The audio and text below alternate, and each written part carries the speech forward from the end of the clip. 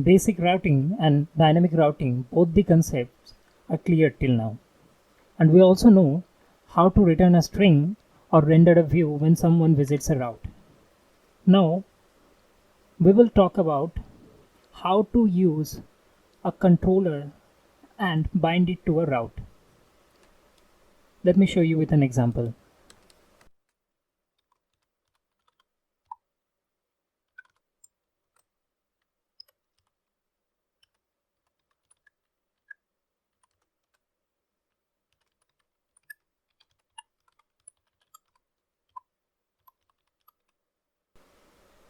So what we are doing here is when someone visits the /post URL, then this controller will execute. Here, posts controller is the name of the controller. A controller is basically a class that contains some methods. And in our case, what we want to do is when someone visits the /posts URI, then the index method of posts controller will execute. We will talk about controller in details in our later videos. Now let's see how to use Adonis to create RESTful routes to map a CRUD operation by using HTTP request methods.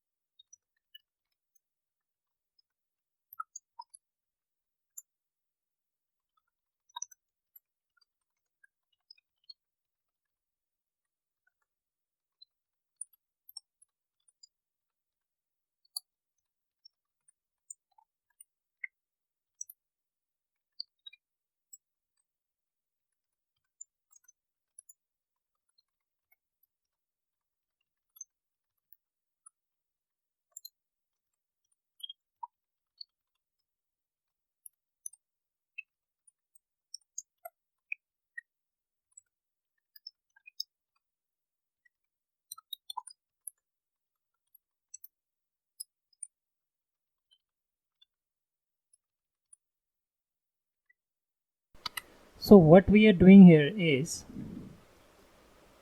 when someone visits the /posts URI, then we will get all the posts.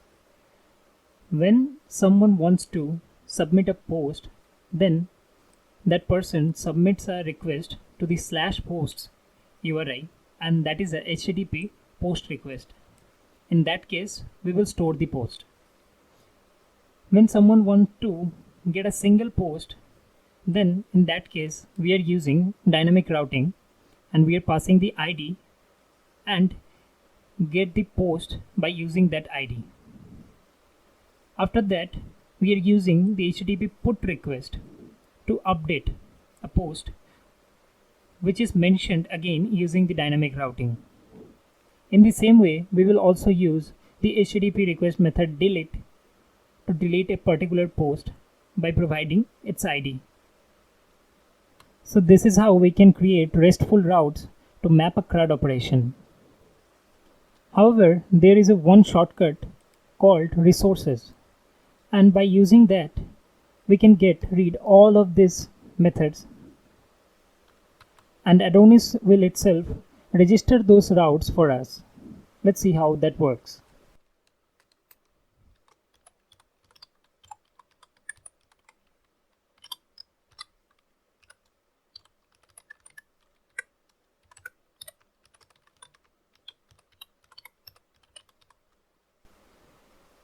So what we are doing here is we are using the resource method. The first parameter is the URI segment and the second one is the name of controller. Now, in order to get the output, we must comment out the old routes we have registered.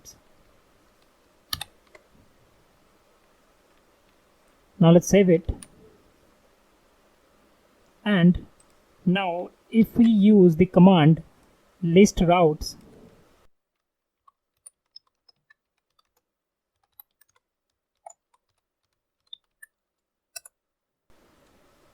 Here you can see Adonis itself registered few routes for us. Let's start with the first one, a GET request to the /posts URI. In that case, the index method will execute. After that, there is one more GET request, that is /posts/create. This request will display a form to create a post to the user.